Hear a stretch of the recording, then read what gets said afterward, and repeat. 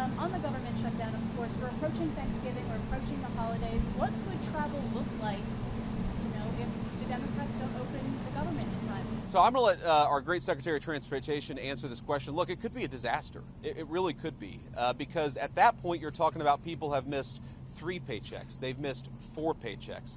How many of them are not going to show up for work? You take the TSA lines that are already too long, even right now, and say half of those people don't show up for work, not because they're not hard workers or good people, but because they've got to find a different job to feed their families. What happens when the security lines are not an hour long, but they're 4 hours long? What happens when pilots start not showing up for work because they're so focused on paying the bills, they can't fly the plane safely? That's going to lead to massive delays.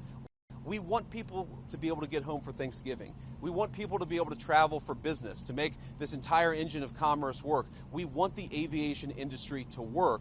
It's not going to work unless the Democrats reopen the government. These guys are doing heroic things to make it work as well as it possibly can, but every single person that I talk to a word, they are worried that the delays are going to reach a point where it makes it very, very hard for the American people to fly. Sean? So listen, to answer your question, our traffic will be snarled.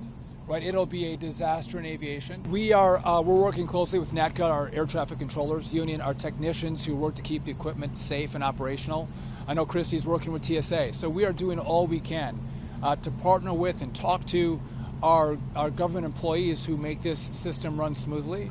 But we can only ask so much. And I, as a guy who had a lot of kids and didn't make a lot of money early in my life, I know the pressure that these families are under. I worry about the people who are scanning our bags and making us get through the security line. I worry they're not getting paychecks. They're starting to get worried about how to feed their families and how to pay school tuition and everything else. I worry about the pilots who haven't gotten paid in a long time. I worry about the air traffic controllers who, of course, make this entire system extra safe.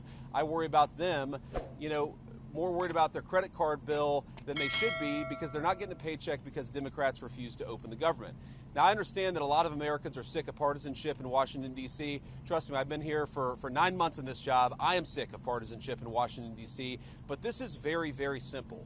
Every partisan dispute, every policy disagreement, all of these things we can talk about, we can reason through, we can disagree, we can shake hands and compromise on some of those issues, hopefully, but this is something that every single American, Democrat or Republican or Independent, should be able to agree on.